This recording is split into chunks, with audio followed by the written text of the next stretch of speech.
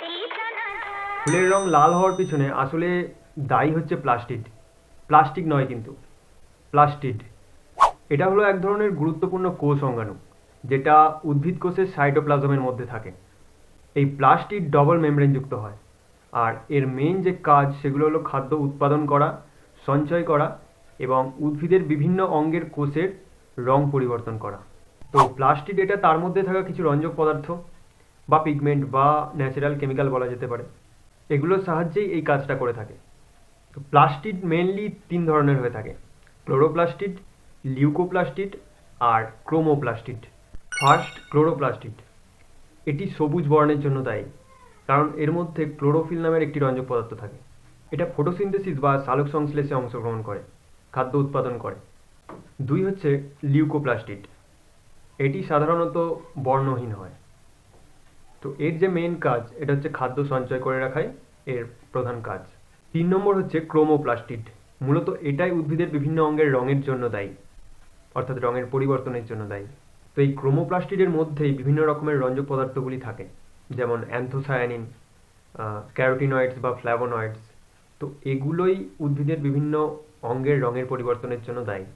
বিশেষ করে ফুলের রং লাল হওয়ার ক্ষেত্রে এই ক্রোমোপ্লাস্টের মধ্যে থাকা অ্যান্থোসায়ানিন পিগমেন্টই লাল বর্ণ গঠনে মুখ্য ভূমিকা পালন করে।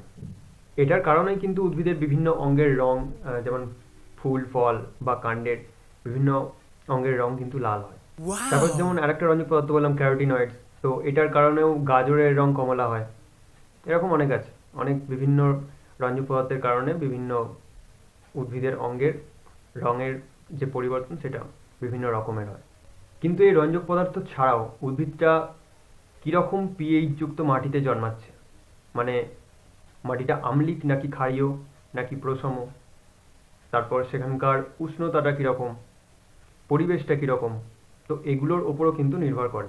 আর উদ্ভিদের এই রং সৃষ্টির মেন কারণ বা উদ্দেশ্য যেটা, সেটা হলো পলিনেশন ঘটানো, অর্থাৎ পতঙ্গদের তাদের কালারের দ্বারা আকৃষ্ট করে তাদের ডেকে আনে এবং পতঙ্গরা ওই উদ্ভিদগুলোর পরাগযোগ ঘটাতে সাহায্য করে।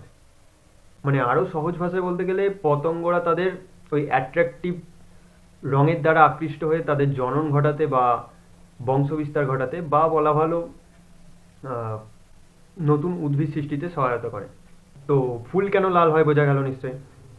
কারণ উদ্ভিদের ফুলের কোষের ক্রোমোপ্লাস্টে অ্যান্থোসায়ানিন নামের একটি রঞ্জক পদার্থ থাকে, যেটার কারণেই কিন্তু ফুলের রং লাল হয়।